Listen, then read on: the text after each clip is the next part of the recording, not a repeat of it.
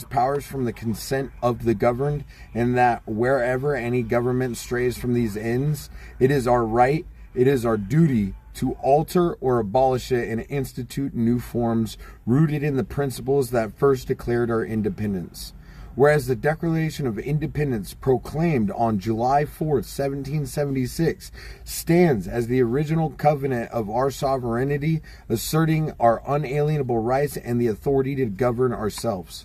Whereas the Constitution of the United States, ordained and established by the people, serves as the living instrument of that sovereignty.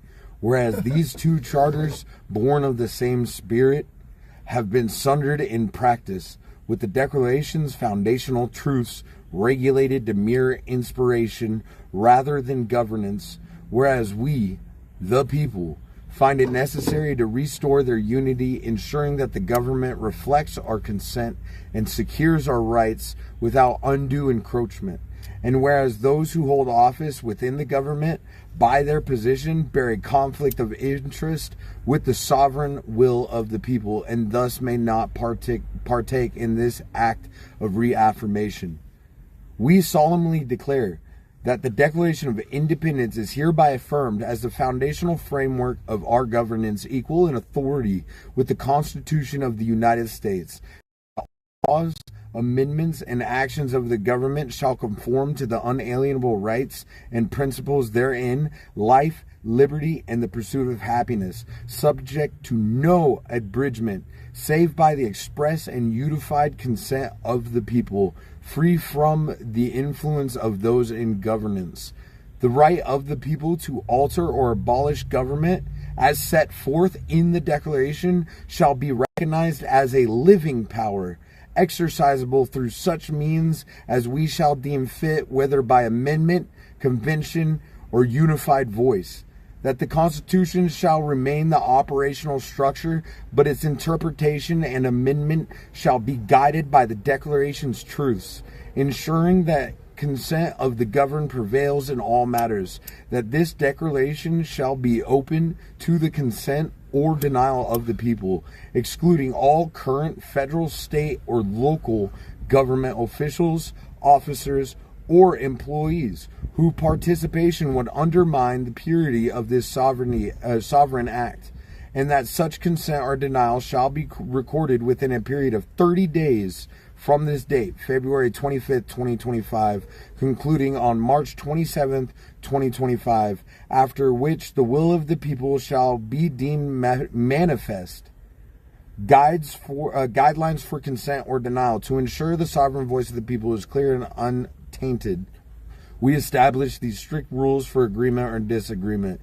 Eligible participants, only private citizens of the United States of America may participate. All others, including non-citizens and current federal, state, or local government officials, officers, or employees, will be ignored. Government officials, whether elected or hired, do not count as we the people for the duration of their service and governance. Method of response: each citizen shall reply to this ex post with one of two phrases: I, full name, consent to this declaration as one of the people. I, full name, deny this declaration as one of the people. Verification responses must include the citizen's full legal name to be counted. Anonymous or incomplete replies will be void. And then I have addendum. Governance may verify authenticity of citizen. It would be destructive in nature to assume by full name alone that they are citizens of the United States of America. Have it be seen this account is United States of America government ID verified, shown by X. I give X the absolute permission to share my ID with the United States of America government. I, Lucas Morris, consent to the declaration as one of the people. I beg all citizens to voice now. I am not acting. This is schizo rant, whatever. Fuck you guys. I beg all citizens to voice opinion now. I am not acting with intent to not have voices be heard. I am one of the people. We the people are many. I am one. One alone through passive consent is enough, but many is better. This document intent is to give people the absolute power they were intended to have. The intent is to legally, harmlessly obtain our rights back as it is the will of the people. This does not say guns everywhere. This does not make any laws. This alone gives the people power.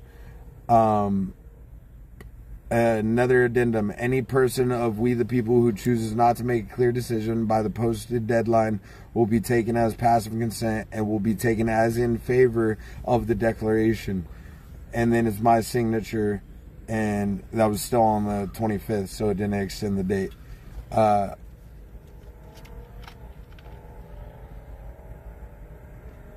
was the most poetic hold on. I've ever heard of. I know. Solid citizens say. Is legal, permanent United States citizens.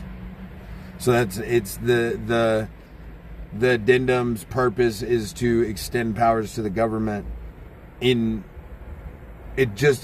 just never been written in writing. It's never been like they don't have.